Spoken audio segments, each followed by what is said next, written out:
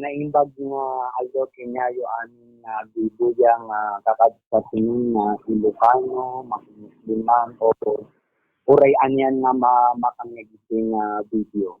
Yes. Sir, kamusta po itong ating selebrasyon ng Eidul Adha? Dito nga celebration ni nga anak at all praise is due to Allah subhanahu wa ta'ala. Kahit nasaya at dito pinag-celebrate ni si Eidul Adha kasi nakaaduang kinyaming kakaduaming mumuslim kahit nagkita-kita kang manin it's because of this celebration meaning Eidul Adha. At nag-ano rin po kami ng pakikipagsamahan sa mga kapwa ng mga Muslim. So, pag ganito pong selebrasyon ng Eidul Adha, meron pong pagtitipon. So, meron po kaming pagtitipon dito sa Eidul Adha. Kami po ay sa ating mga kabatirang mga Muslim upang ipagdiriwang itong Eidul Adha na sa ngayong araw na po ito. Kanina pong umaga, ano po yung mga isinagawa natin? Ngayong umaga, yung tulad din po ng dati, hindi po talaga mawala yung sermon. Yun yung ang kanilang topic ay yun yung kahalagahan ng pagsasakripisyo. Kaya po tinawag ang Eidul Adha dahil ito po yung pagdidiriwang sa mga kapatid Muslim na sa panahon ng Hajj kung saan ang mga Muslim ay sila ay nagkakatay ng mga hayop upang ipamahagi sa mga taong may hirap. Probably po, ilan po yung mga kinakatay na hayop po pag ganitong celebration ng Eidul Adha?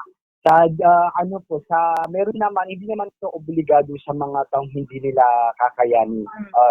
Ito po ay inoobligado lamang sa mga taong may kakayan, may sapat na pamumuhay. Kapag meron po mga dapat na sa pagkakatay naman po ay meron pong tatlong klase na dapat katayin.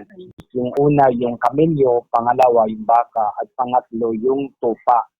So kahit alin man dyan, alin sunod sa pamamaraan ng aming propeta Rasulullah sallallahu alaihi wasallam.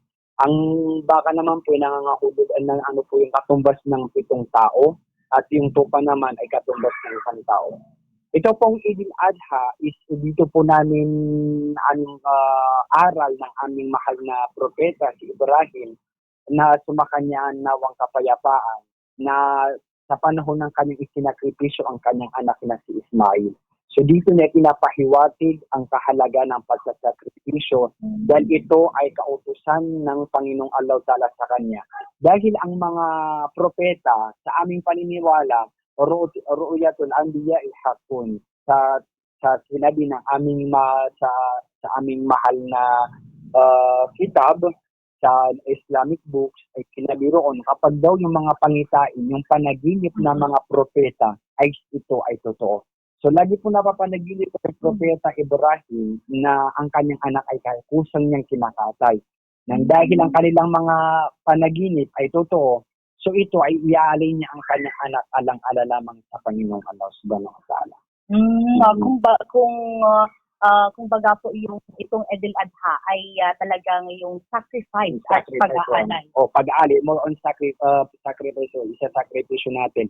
Dahil sa nakita ng Panginoong Allah Ta'ala kay Propeta Ibrahim, ang kanyang totoong layunin sa buhay na kayang-kaya niyang ialay ang kanyang anak.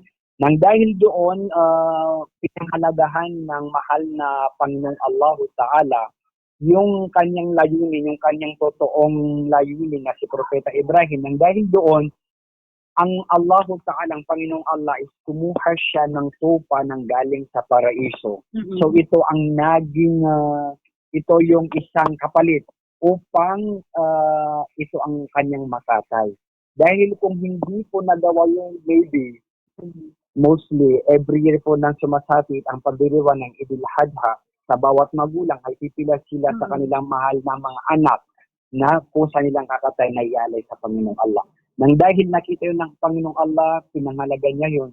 So, ang nakatay ni Propeta Ibrahim ay is yung tupa sa paraiso. So ngayon, bakit kami nagkakatay ng mga klaseng mga hayop, mga kamelyo, o mga tupa, o mga baka? Isa po yan sa mga layunin namin upang maipakita na namin sa Panginoong Allah yung pagsasakripisyo namin mula sa Kanya. Bakit po mahalaga na i-celebrate natin yung Eid al-Adha?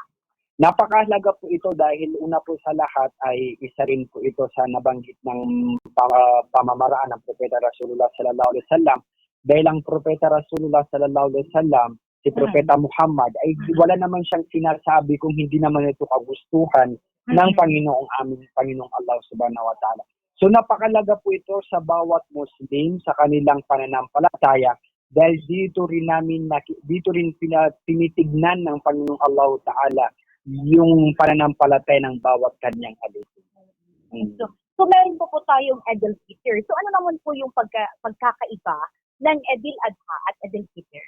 Sa Eid al-Fitr po, ito po ay sineselebrasyon namin ikaskas namin yung malpas si Ramadan. So, ag-celebrate kami after Ramadan dahil kami ay nagagala kung nasisiyahan sa pagkakatapos nito dahil pwede na po kami kumain dahil sa matagal ng pagtitiis ng sa loob ng isang buwan na pagtitiis na walang inuman, walang kainan. So, dito rin kami nasi-celebrate na upang i-celebrate ang Eid al-Fitr. More on, kaya nga tinawag na Eid al-Fitr, pagdidiriwang na Fitr. Ibig sabihin ng Fitr ay yung pwede ka nang kumain.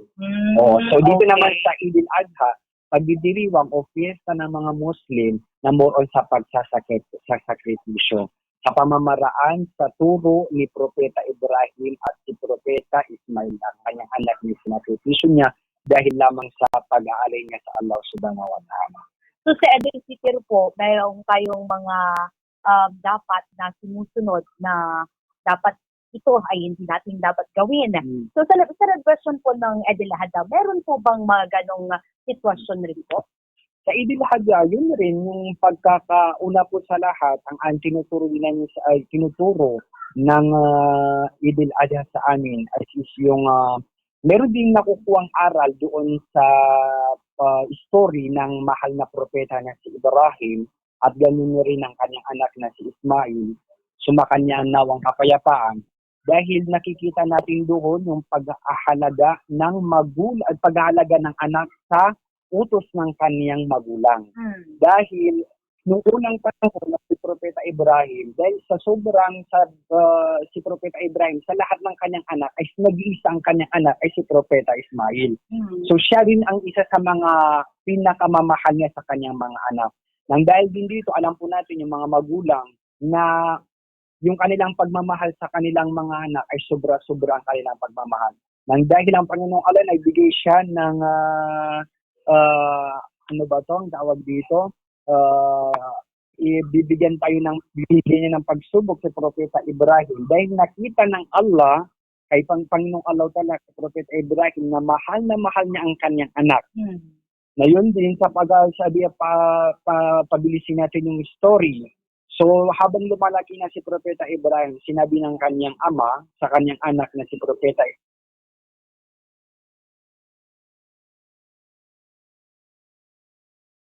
dahil ito ang aking nakikita sa aking panaginip. Ang sinagot naman ng kanyang anak, if alma tu'mar.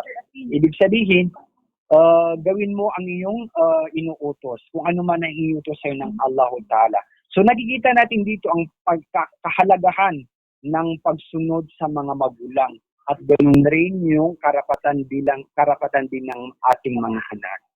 So yun po ang nakukuhang aral po dito. Okay. So mamaya po meron po pong yung mga na maaari ninyong gawin. Sa mga aktibidad ko nga maubrani, dati nga malpas ti agkat-katay tatang, may adamet agkatay is because of meron din silang ialay. Dahil sabi nga natin, itong pag-aalay na pagsasakripisyo is hindi naman ito po iniobligado sa lahat ng walang kakayahan. Ito lamang po ay pinapahintulot sa mga taong may kakayahan. So, yung mga taong tumatay na po, nag-alay sila, mostly yung kanilang mga katay is ito ay pinamamahagi sa mga mahihirap. At yung mga katay din nila, magkaroon din po kami sa kanilang pagkatapos ng pagluto po ito, kami po ay magkakaisa rin upang magsalo-salo upang kainin itong kinatay nila ng ilalim ng mga hayop. Okay, okay. Sir, sa ngayon, makatagwata tayo ni Bomba J. Bomba J, na dapat follow-up question mo kaniya, Sir, Mr. Aling, go ahead.